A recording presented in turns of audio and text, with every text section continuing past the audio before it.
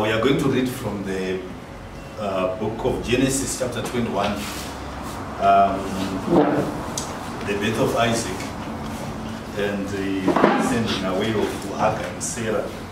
From verse 1, the Lord blessed Sarah as he had promised, and she became pregnant and bore a son to Abraham when he was old. The boy was born at a time God had said he would be born. Abraham named him Isaac. And when Isaac was 8 years old, Abraham circumcised him as God had commanded. Abraham was 100 years old when Isaac was born.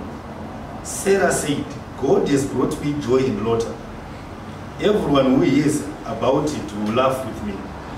Then she added, who would have said to Abraham that Sarah would nurse children? Yet I have borne him a son in his old age. The child grew, and on the day when he was weaned, Abraham gave a great feast. One day Ishmael, whom Hagar the Egyptian had born to Abraham, was playing with Sarah's son Isaac.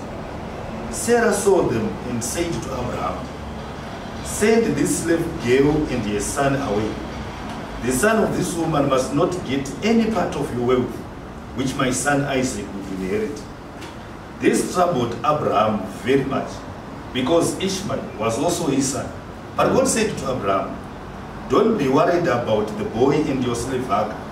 Do whatever Sarah tells you, because it is through Isaac that you will have the descendants I have promised. I will also give many children to the son of the slave girl, so that they will become a nation. He too is your son. Early the next morning, Abraham gave Hagar some food and a leather bag full of water. He put the child on a bag and sent her away. She left and wandered about in the wilderness of Beersheba. When the water was all gone, she left the child under a bush and sat down about 100 meters away. She said to herself, I can't bear to see my child die. While she was sitting there, she began to cry. God heard the boy crying, and from heaven the angel of God spoke to Hagar. What are you troubled about? Hagar, don't be afraid. God has heard the boy cry. Get up, go and pick him up and comfort him. I will make a great nation out of his descendants. Then God opened her eyes and saw a well. She went and filled the leather bag with water and gave some to the boy. God was with the boy as he grew up. He lived in the wilderness of Paran and became a skillful hunter. His mother found an Egyptian wife for him. This is the reading of the word of God. Amen. So many virtues can be attributed to God. And one of the virtues that we see in the text that we have read is that God is a faithful God. And I've read a common story which we are familiar of, all of us, the birth of Isaac and the sending away of Hagar. But I will not do justice to the background in Odai's for Abraham in chapter 12. When Abraham was called in chapter 12, God promised him that he was going to have a child in the form of a son. And in chapter 12, Odai's for Abraham, Mwari vanobva vamutsidzira kuti ndakublessa to the extent yekuti vaunenge vakumhoresawo zvakanaka vanoblesswawo, vanenge vakutukawo I will also curse them. Saka tinoona Mwari vachideedza Abraham in Genesis chapter 12. Vanobva vamupa promise yekuti achava a father of a great nation and a great people. Vobva vamublessa, vobva vamuti chienda kunyika yandichakuratidza, kunyika yeCanaan. But in chapter 12, we need to understand that he was not told kuti nyika yaaizenga achinoindirita iri kupi, akangonzi simuka uende kunyika yandichakuratidza. And it's not but atanga kuona the great faith of Abraham, and this is the reason why Romans attributes kuti Abraham was so great in his faith, and vana vese vanoberekwa mukutenda vachange vari vana vaAbraham. because faith yake inotanga kuonekwa paanosimuka achienda kunyika yaasingazivi without any direction yake. ndo patinozonzwa Hebrews akudefine what we call faith achiti zvino faith is believing in the things not seen tichiti chazozviona. So Abraham was not seeing Canaan uye akanga asina kana direction, but waingotenda Mwari kuti this land ndichasvika kwairi ndapromiswa that it flows with milk and honey. Saka ndo paanosimuka Abraham achienda kunyika iyoyo yaasingazivi kuti iri kupi. But pane zvinhu zvandoda kuti mubate kubackground iyi tisati tasvika kutext yedu ndeyekuti Mwari pavanodaidza Abraham when he was living in Haran, Abraham had his own challenges, and the first challenge again Abraham is that his wife was barren, angasina mwana, and they were worshipping Mwari wezuva vasati vaona Mwari mupenyu anovapa upenyu. So Abraham ndo paari kudaidzwa with his own challenges. Tinodzidza kuti Mwari kana achidaidza vanhu adaidzi vanhu vari perfect, anodeedza vanhu vanogona kudaro vaine machallenges avo, asi Mwari anodeedza vanhu vari available, because Abraham anoti ndiri pano. You remember even panodeedzwa Isaiah, Mwari vanoti ndianiko angatiendera. That question inogona kuudza kuti patimbo papaine vanhu vakawanda, but Isaiah anoti ndiri pano nditume henyu. Isaiah was basically saying I'm available. Saka Mwari anodaidza vanhu vari available, haadaidza vanhu vari perfect. As long as we are available, God is prepared to use us in whatever way anoda kutishandisa nayo. So Abraham abvuma kuti ndiri pano, Mwari vanobva vati chisumuka uende kunyika ndichakuratidza. And vanomupa promise. Mwari haadaidzi vanhu vasingapi promise. Wese akadaidzwa naMwari, there's a promise given to you, and we must live according to that promise. In the valley, in the dark days, chinoita kuti tigone kuramba tichifamba tichienda mberi neupenyu is because we have a promise yatakanzwa Mwari vachitudza pamusoro payo. So Abraham anobva aenda achiziva kuti ndapromiswa nyika inoirawo chine mukaka uye Mwari achandipa mwana. Now in chapter 21 yataverenga, the Bible says God then visited Sarah. Ndoda kuti muone kuti munhu ane promise haasi Sarah, ane promise ndi Abraham.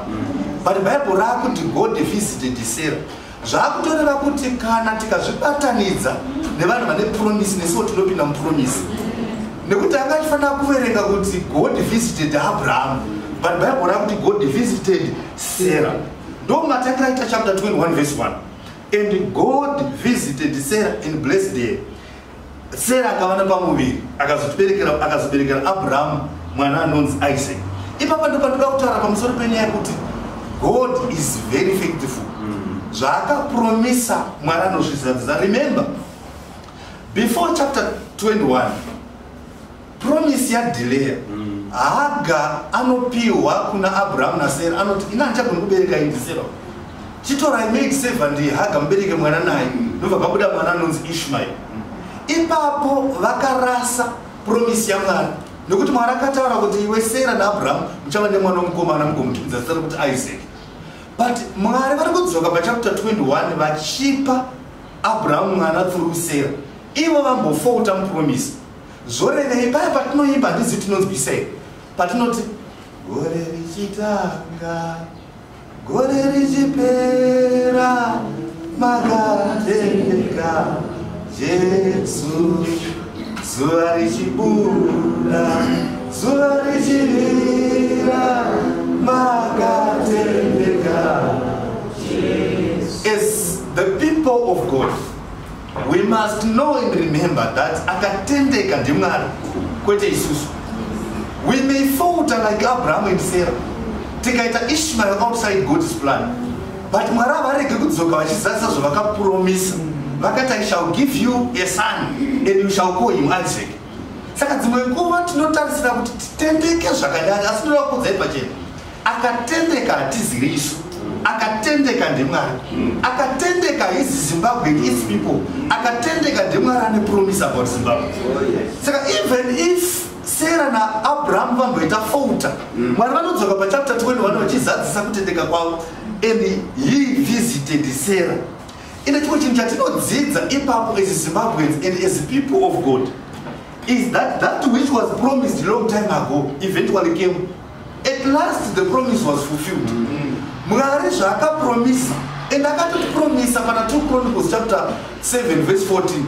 Anoti, if my people called by my name, vakati humble themselves and repent, vakadaidza zita rangu, ini ndichavanzwa. So many people for over 4 decades are praying for the nation of Zimbabwe. And Mwari is prepared to fulfill his promise. Yekuti kana vakadaidza vakatendeuka ndichanzwa kuchema kwavo, and I shall prosper their nation. And so God is prepared to fulfill this promise because a lot of people are praying for the nation of Zimbabwe. But promises, they may delay, but eventually they will come. But the change, not delay the promises of God, we may falter. We may falter, but eventually his promises will be fulfilled. Kana mukandidaidza mukatendeuka ndinopodza nyika yeni Zimbabwe inyika inoda kupodzwa. And so we are waiting for the fulfillment of this promise because the sons and daughters of Zimbabwe are praying to God. So the promise may delay, but eventually it will come. Abraham na Sarah vainzwisa tsitsi panhau yemwana asi vainge vaine promise. And it is like the nation of Zimbabwe iri kunzwisa tsitsi but ine promise. Because Zimbabwe is a Christian country, dzimwe nyika padziri kutarisa Zimbabwe dziri kuona ichinzwisa tsitsi but ine promise. I think vanhu vaiseka Abraham na Sarah kuti vanozviti vana Mwari uye vanozviti vane promise yemwana, but Bible ratiudza kuti Abraham was now 100 years. Kune vanhu vaiseka kuti kunyange vachiti vane promise but zvanonoka. Kurati Zimbabwe inogona kudaro ichisekwa the whole world, but iyo ine promise kuna Mwari nekuti ine vana vari kunamata. Saka Zimbabwe hainenge kuchema because Mwari eventually will fulfill his promise. So there is a promise for a better Zimbabwe. It may delay, but it will eventually come. Now Isaac, toda kuziva kuti he was a type of Christ. Parikunzi Mwari vachandiseka na Sarah. Pari kuzadzisa zvinozoitwa nani na Mary ku New Testament kubhuku raLuke. Anoti zvinogobuda seiko ini ndisina murume. Zvinobuda seiko because Bible rozotiudza kumashure kuti Sarah was 90 years and Abraham was 100 years.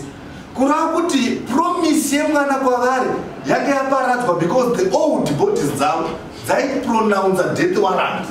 Kuti changosara apo pamuri nekukura kwenyu rufu hachatasiri kuberekwa kwemwana. And so saka tiri kuona kuti Isaac was also a type of Christ pakuberekwa kwake. The promises of the coming of a Messiah was done many years by the prophets in the Old Testament. Even when people were in exile in Babylon and in Persia, tinonzwa Isaiah achiprofita kuti Emmanuel achauya, iye mwanakomana waMwari achaberekwa. Tikaverenga prophecies Isaiah chapter 8. But remember that there was 500 years dzakanga dziripo before Mary gave birth to Jesus. In other words, the promise may delay, but it will eventually what? Come. Those are two words what kunonoka kwa Isaac, quite a mirror and shadow the coming of Christ. So, tinoda kuziva sevana vaMwari kuti chinozonzi mutendi akuzi kusvika kwepromise, mamiriro ako wakamirira promise. Chinonzi kunamata kwemaZimbabweans akuzi kuzova nebeta Zimbabwe, but kumirira kwavo beta Zimbabwe isati yauya.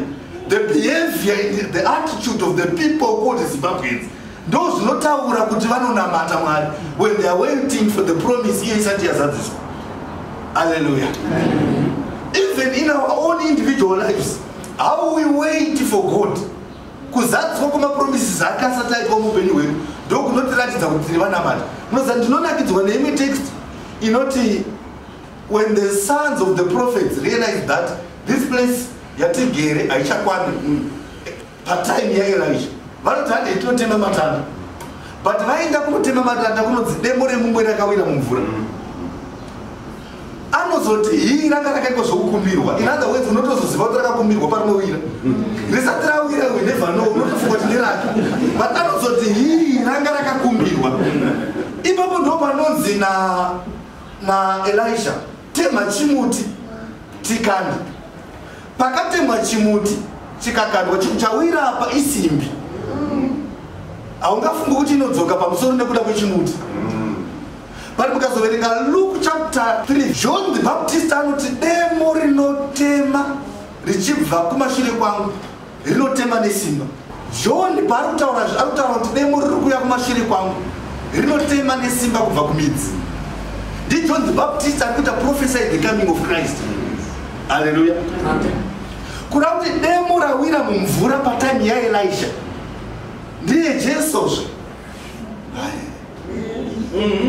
Ndiye Jesu ari kuuya setype in the shadow yokuti anofanira kunge achitema miti, but miti inotungira kana akasaenda kumidzi. Kuwira kwedemo mumvura kuinda kunotema midzi rozoonekwa naJohn the Baptist kuti richauya kumashure kwangu rinotema richibva kupi? Kumidzi. Ende uyu anobva atitema chimuti tikuratidza demo rakamira sei. Chimuti muOld Testament chinomira cross of Christ. Paakakanda chimuti demo richiuya, chimuti chichiinda pagadzirwa muchinjikwa. Hallelujah. Kurava kuti mamiriro euyu arasikirwa nedemo risati radzoka ndo anoratidza kuti truly is a son of a prophet. Vamwe vaifanira kuseka kuti haridzoki nekuti pakatwa chimuti, but iye anotenda kuti kana ndaudza muprofita zvinoita. Saka mamiriro edu muproblem ndo anotiudza kuti tiri maKristu. And remember, vakomana vatatu pavanonzi ngavakandwe mumoto, Shadrach, Meshach and Abednego, vanoti kunyange Mwari wedu akasatirwira isu hatina mati chifananidzo, but munoziva here kuti vaigona kukandwa mumoto vakatsva. Izvozvo zvasingaratidzi kuti havana Mwari, chakaratidza kuti vana Mwari kuramba kunamata chifananidzo. Mamiriro anga akaita Abraham naSara kuti Mwari akatipromisa akatendeka ndo airatidza kuti chokwadi vava vanhu vaMwari and a people of faith. Verse 1 paizoti God visited Sarah as he promised. Inongotiudza kuti no word of God shall fall to the ground. And Isaac was born at a time which God had spoken. Remember chapter 18. Ngirozi dzauya dzikapiwa zvokudya dzikageswa mvura. Dzaguta dzinoti Sera mukadzi wako akupi. Zvikanzi ari kutenda kuzvikanzi gore rinoendwa dzino anenge ane pamuviri. Bible rotiudza kuti chapter 18 Sera akaseka. Now Bible ndo vakatiudza kuti he visited them at a time he promised. Kurava kuti pakanzi next year this time ndo exactly pamberi kwa Isaac Mwari vanovhizitira vanhu vavo at a time that he promised. Kurava kuti Isaac unouya mutime yaMwari kwete mutime yaAbraham naSara. Zimbabwe yakamirira kunaka kwaMwari nekuona kuita kwake, but ichenjere kuzvichetera matime standards. Yeti Mwari uchazadzisa kuda kwake nenguva yake, nekuti God is punctual to his time and he will visit us according to the time he set, not according to the time we are setting. Dai Mwari akatigonesa akatipa endurance, Mwari akatigonesa akatipa kutsungirira, nekuti iye Mwari akatendeka achazadzisa zvaakareva mukati meshoko rake. Hallelujah.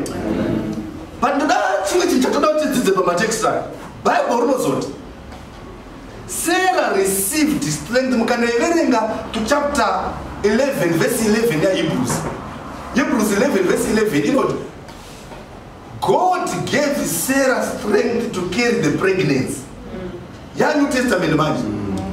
This woman is now old, but arada kupa chipo chinobereka madescendants kuti vagova negreat nation. Bible robva ratiudza kuti when God visited Sarah, hatina kuzviudzwa kuOld Testament, tinozozidzwa neNew Testament kuti Sarah was given strength and power to carry the pregnancy. Kurava kuti kana pachida kuzvarwa chinhu chakanaka, what we need to ask God is the power, is the strength kuti mabirth pains agorega kutirwadza pagoberekwa chimwe chinhu. What we need to pray for as Zimbabweans is for God to give us power and strength to carry the pains that we are going through. Mwari ngaape vanhu vake simba rekutakura nhamo dzavainadzo, because nhamo idzi dzinoda kubereka chinhu chakanaka, what we call a better Zimbabwe. Vanofarira Mwari, amen. And we need to understand this as a nation and as a people of faith, that in the midst of our challenges, God will not abandon us. He will give us strength to sail through. And what we need to do, we are not looking for a way out of the situation that we are in. We are waiting for a way through. No problem in my Christmas. kunamata a God who is a troubleshooter. Vanotsvaga Mwari anovabudisa matambudziko, but tinoda Mwari anotifambisa nemumatambudziko tichienda kudestiny yedu. And so Sarah received strength to carry the pregnancy because Sarah na Abraham, they were old. Age yavo yakaitopasa death warrant. Bible unobva ratiudza kuti Mwari neshoko ravo rikabva razadzwa. Remember Ezekiel 37, mapfupa anorarama ira zvikanzi ndimi munoziva kurati pamadead bodies ndobva kubuda mwana anonzi Isaac. Zimbabwe can be a dead body, but it shall be an Isaac. Zvokuti pari kunzi naSarah pachapter 21 vanhu vachaseka neni, vanhu vachadii. Ari kutaura kuti zvandava neage yangu nekubereka mwana akadai, pavachanzwa news idzi vachafara neni kuti this is too good to be true. Kura kuti vanhu vachafara nenyika yeZimbabwe. Mwari pavachazadzisa kuda kwavo mukati menyika iyi, vanhu vachaseka nesu because we are going to be our own Isaac. Remember Abraham chapter 17 verse 17, when the angel came to fortify the promise, ikati uchava nemwana, Bible wrote Abraham akaseka akati hazvichagona. Chapter 17 of Genesis verse 17. Remember chapter 18 as well of Genesis verse 18, pakanzi nengirozi uchabereka mwana next year this time. Sarah akadi akaseka. Havana kuziva kuti mwana vari kubereka anonzi Isaac, vanari kuti Isaac unoreva lota. But in two dimensions. Chekutanga ndechekuti kuseka kwacho kunoreva kuti hazvichaita uri kumashure, but kana aberekwa muchaseka muchiti izvi zvinosekesa. Prophecies about a good Zimbabwe are given, like what I'm doing, that this nation will be a better nation. Vanhu vanoseka kuti hai nema zvichadii, but kana zvaita futi vanhu vachafara with great joy because anozviunza ndiMwari. Mwari kana akavisitira vanhu at a time he promised, there will be joy within those people. Bible ndoparati zvino ndakaiti ndichida kunosvitsa imwe nyaya kwamuri muone kutendeka kwaMwari. Bible ndoparinoti Isaac grew. Isaac grew. Ndaida vhesi iyo pachapter 21 verse 8. Why Bible richiti Isaac grew? There was a possibility kuna Hagar yekunzwisisa kuti if I leave this child achirarama, mwana wangu aizi Ishmaelite gari nake. Kurati as a maid servant angaine opportunity yekugona kuuraya Isaac. Bible nobva rati Isaac what? Grew. Kurati kana Mwari vachida kutipa Isaac wedu muZimbabwe, it's literal. Kana Mwari vachida kukupa Isaac wako as well, no matter the forces of death may try to kill Isaac, Isaac will grow. Zvamwari zvakapromisa nyange zvikada kuurawa, chaMwari chinorarama. Isaac grew. Kurati zvamwari zvinokura no matter the environment. Now Bible nobva rati Isaac grew inorevawo kwatiri sevatendi kuti under the threats that tinogona kudaro tinadzo mumaenvironment edu. Remember Hebrews 5 verse 18 to 15 inobva yati mungadai maakutodya nyama asi muchiri kumukaka. Kurati Isaac ari kuramba ari kumukaka. Mukaka unomirira shoko raMwari, but mabhonzo anomirira kusimba kwawo nerevelation. Hallelujah. Kurava kuti zvamwari zvinofanira kukura from stage to stage. Bible nobva rati Isaac grew. Paakura apa ndopataka kuita challenge. Kwanzi vanomuita win, and there was a party. There was a what? A party yakaitwa. Sarah ndokutarisa vana vachitamba mudariro, Ishmael mukuru na Isaac mudiki. But Bible rinondiudza kuti Sarah saw Ishmael mocking and he said to Abraham, dzinga ibandaka dzine mwana wari nekuti hazvingagoni kugara nake nemwana wangu. Abraham akaramba kuteerera. Ngirozi nomba yatozoya kuna Abraham ikatiteerera Sara. Ipapo ndomba nedanger even muchechi manje takuda kunyika yekuti Abraham unonzwisisa kuti hapana day Mwari ravakabotaura naSarah. Mwari vanotaura neni. Sarah paauya nenyaya yekuti dzinga ibandakadzi, Abraham unoramba. Ndo danger yatinogona kuita even isu vana MD kungofunga kuti Mwari anotaura nesi. Mwari anogona kutaura the least person muchechi. But isu vakuru vesangano are we prepared to listen kuti Mwari vataura. Ngirozi inotozouya kuzomuudza teerera mukadzi wako nekuti zvaanotaura zvekubva kwandiri dzinga bandaka dzine mwana waro. So we must be humble enough and understand that God, who is revelation in his nature, he may talk to anyone in his church. So we must be prepared. Mwari anogona kuuya pazvinhu zvakazvidzika. And remember, my old bodies are kuzvara mwana wepromise. Kuda kuti zvinhu zvaMwari zvinowanzozvarwa pamitumbi site. Hallelujah. And so many people, God has visited us, but he has visited us with people who are not received. What they have said, we have not listened, because takazviudza kuti Mwari vanositaura nesu tisu vana Abraham. And Mwari vanobva vachireka nditodzikisa ngirosi uyu akaramba achiudzwa naSara tere. Zvakutoda ngirosi kuti idzike zvikanzi dzinga bandaka dzine mwana waro ndikuti hazvingagare nhaka nani.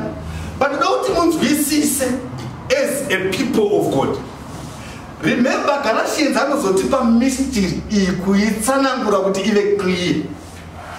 Anoti rinzwai hama, vakadzi vaviri ava zvitenderano zviviri. Chekutanga ndiHaga chinobereka vana veMount Sinai. Chechipiri ndiSera chinobereka vana vegomo reJerusarema riri kudenga, the promise. Kuda kuti zvakutiri kuudzwa, we now need to be careful panouya mapromises aMwari. Tiri kuudzwa kuti madzimai ava zvitenderano zviviri, chimwe cheOld Testament, chimwe cheNew Testament. CheOld Testament chinobereka vana vari natural from a biological makeup ndo vana Ishmael. But cheNew Testament chinobereka mwana wepromise, kureva kuti mwana wemweya ndiye Isaac. Saka musi unorumurwa Isaac, Ishmael unopinda mudariro kunotamba naIsaac. Bible rinoti then Sarah zvinoreva chechi, mudzimai anomirira kereke, ndokuona vana vakaberekwa nekereke vachitamba mudariro. Vana vachitamba mudariro anoona mwana akaberekwa nenyama anonzi Ishmael ndiye mukuru, achichinyira mudiki anonzi Isaac. Zvamuri kuudzwa apa neBible ndezvekuti panouya chinamato chichizosimba, muchenjerere nyaya iyi. Vana vapinzwa mudariro umu vachiita kunge vaviri munhu wani, nekuti munhu ane nyama nomweya. Isaac ndomweya, Ishmael inyama. Bible riri kundiudza kuti pari kuitwa part yaIsaac haizi yaIshmael. Kureva kuti panoitwa part yemweya, every service like this one ipati yemweya. Kureva kuti nyama ndohombe, saka nyama ine basa rekuchengeta mweya. Mweya ukabuda nyama ine basa rekuchengeta mweya. But Mwari inomba chechi inomba yatarira ikaona nyama ichichinyira mweya musi wepati yemweya. Nyama ine tsika yekukotsira muchechi, iwo mweya uchida kunzwa. Nyama ine tsika yekuchinya musi wepati yemweya. So many times takatadza kunzwa Mwari nekuda kwenyama. But kereke yakangwara inoti dzingai nyama mweya ukure. In other words, akuti kuti dzingai kuti discipline inyama, nokuti Haga naIshmael havana kumbobvira vakadzikwa mazuva apfuura, but pavaonererwa vaikona kugara zvakanaka. In other words, nyama inofanira kugara nemweya, nekuti mweya nenyama zvikaparadzana pasina upenyu munyama. But change iri kuudzwa kuti mukasachenjera nyama haingagari nhaka musho waMwari, but chakapromiswa nechomweya. Ndo zvataurwa naSera, kureva kuti tinofanira kudisciplina nyama yedu. Sunday chaiyo nyama inomuka ikaneka chitangu chetandini, asi mweya uchida kunonamata. Hallelujah. Tikati dzingai bandaka dzine mwana waro, nekuti hazvingagari nhaka nani naIsaac.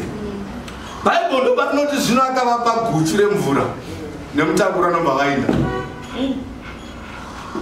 Hallelujah. Toda kuti muone vanotarira muri munyika yenyama, you may think that this was cruel and wicked.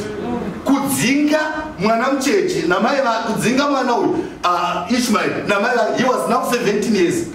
Kudzinga Ishmael namai vake vachienda kwavasingazivi, zvaigona kuratidza kunge zvine cruelty mukati. But remember, ndiMwari akanga atidzinga. Kureva kuti kuna Mwari hakuna mistake. Chamunototi mistake ndochokwadi kuna Mwari. Kuna Mwari hakuna era, chamunoti era ndochokwadi kuna Mwari. Kudzingwa Mwari ataura zvakanaka nekuti zvina Mwari mukati and he is in control. Ndopanobva tsimi yedu. No matter tadzingwa pamusha, God is in control. Kana agara zvitaura kuti ngazviitike. Ndopavanopinda musango in the wilderness of Paran. When they were in that wilderness, pambenga achiramba kudzinga. Ngirozi yati mudzinge nekuti naiyewo I will make him also a great nation because he too is your son. That part of Revelation in Santa Claus of Marriage. Mvura ichiripo yakapiwa naAbraham nemutakura uchiripo ngirozi haivana kuiona. Bible rinoti pakapera mvura neguchu remvura pamwe chete nemutakura anokanda mwana mugwenzi oti handidi kuti afe ndakamutarira ndokuinda chinhambwe chikapodzerwa museve. Ngirozi ndopainouya. In other words, kana tichine mvura yevanhu nemutakura wevanhu Mwari hatimunzwi. Kuna kuti chejere kuti mukutambudzika kwedu seZimbabwe kana tiine mapromises evanhu Mwari vanononoka kutoravo tichine mutakura wedu nemvura dzedu. But patichapererwa nazvo kuti hatisina zano tangotarira kwamuri Mwari ndopatichaona ngirozi dzaMwari dzava kutaura and his promise being fulfilled. As long mukaicherechedza the first miracle yakaitwa naJesu inonzi kuchinja mvura kuita wine. The first what? Miracle. And John anoti first miracle akachinja mvura kuita chi? But anoti ndipei magate 6. Magate chi? Avanoti wine yapera akati ndinei nazvo. Paari kuti ndinei nazvo ari kuti ndoda kumbokupai mukana wokuyadzomeka shoti yamuinayo yaperesa. Halo? Zvikachini vai magate aive nebasa rekuiswa mvura inogezwa vanhu vachisvika munzvimbo itsva according to the Jewish law. Halo? And mai pavanzi ndinei nazvo vaenda kuvakomana vakanoti muite chero zvanenge audza. Mai havanotenda muite chero zvanenge adi vanotori nechokwadi kuti achaita kunyange ndapindirwa rafu kuti ndinei nazvo. Kuna kuti kereke pairi kunamatira Zimbabwe Mwari anoita sari kupindura rafu. But kereke yakangwara inoendera mberi chiti kunyange taita sitapindurwa rafu tinofanira kunzwa zvaataura tichiziva zvaareva. Itai chero zvanenge akudza nokuti zvavachaita achakumbira magate emvura ava vachamuudza kuti tiri kuda waini kwete mvura, but nekuti vadzikana akudza itai chero havachachisina navo. By their reasoning capacity vachamurambira kuti magate ndechi chiri kudiwa pano iwaini, but nekuti mai kereke vataura kuti chero chanenge adi akudza. But why ari kutora magate emvura? Ari kuda kuzomeka sure kuti dirai imwe mvura magate emvura ndikuratidze kuti yenyu waini yange yapera, kana zvenyu zvapera ndo patinopindira. As long as muchine dzenyu pfungwa ndombotarisa kuti muboita. Hello? And Zimbabwe must know this revelation. Mukadzi anouya the Syrophoenician woman to Jesus oti mwana wangu anotambudzwa nemweya wechina kumba, uyai mumurape. Anzi Jesu akaramba akanyarara. Mai nomba varamba vachitaura Jesu akati hatingatori chingwa chevana tichipa imbwa. Sei Jesu aramba akanyarara nokuti akatotiudza kuOld Testament usava navamwe vaMwari kunze kwangu. Kuramba anyerere kuda kuona kuti munepa option B here. Zimbabwe inogona kunamata asi Mwari anotarisa kuti hamuna here option B. Kana muchine option B handitauri. Ndinoda kuti mubatewo chinonzwisa tsitsi chiri pano. Mwana ndiye ane promise yekuva great nation. Kurava kuti chiri kuraramisa mai mwana mai vakafunga kuti vari kuraramisa mwana. Ende vatomukanda vakati handidi kuti afe ndakatarira. Amene kana muri kuona picha ndikuona. Handidi kuti afe ndakatarira. Munoziva here kuti tikasapiwa masomweya zvinotichengeta tinosvikana mugwenzi kuti zvife. Nyamba zviri izvo zvinofanira kutichengeta. Ende chii chinofanira kuva kefu nekuti kune zvakawanda zvakasiyana Mwari pakati pedu zvinotichengeta. but tiri kuona semungaiti tiri kuzvichengeta ende kune vanhu vakawanda even mukereke vari kukanirwa makwenzi kuti hatidi kuti vafe takatarisa asi death sentence tatodi yedu but nyamba ndiwo neanza vana kudambudziko redu rekudzingwa chinzwai zvinoitika kunonzi zvino mwana achichema mai vachichema ngirozi ndobva yadzika ndobva yaenda kuna mai ikati ndanzwa kuchema kwemwana ane voisi rinoenda kure ndiani ramai neremwana ane voisi rinoenda kure ndimai ndovaifanira kunzwikwa mukuchema but ngirozi yava ikati ndanzwa kuchema chipukuta musodzi wehaka zvaakutoreva kuti kana mari vakatipa chizaruro tisavharire tinogona kudaro tachipiwa nevari kuchema but mwari havatauri nevari kuchema vanotaura nesu takuda kuandastenda kuti kana munhu akapiwa magifts namwari unodaro kusina kwapiwirwa iwe wapiwirwa mwana anzwikwa torega kuvhaira nezvatinazvo kuti tamunzwa mwana achitaura nesu anodaro ataura nesu nekuti kune havanhu wanzwikwa ende anzwikwa nemakai ndakati ane promisi yake the great nation but matokana mugwenzi kuti afi but zvaakundiudza ndichito close as we wait for God's promises zvaakutondiudza pachena according to this revelation chanzwikwa harisi voice murume anonzi Abraham ane promise kuti vana vako vachava a great nation newo chava baba vendudzi zhinji New Testament kuna varoma yotudza kuti vese vana vekutenda vana vaAbraham chanzwikwa harisi voice hama chanzwikwa ipromisi yanzi nekuti naiyewo mwana wako kurava kuti chanzwikwa iropa riri muna Ishmael. Hebrews 12:24 yoti the blood of Jesus speaks better things than the blood of Abel.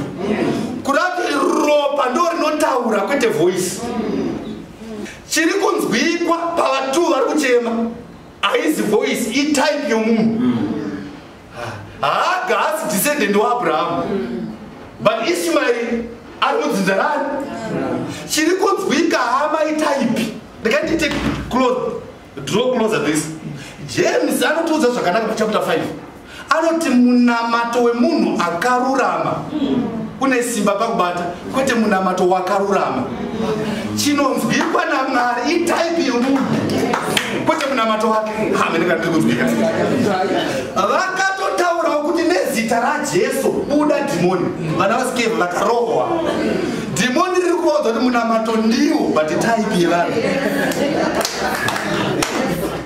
saka kana tichinamata it's not a question of volume it's a question of type tine ropa rani rinotaura zviri nani in our situation kana tikava neropa raJesu kwete remadzinza edu tinonzwikwa pakutaura kwedu nevoice nekuti chiri kunzwikwa itype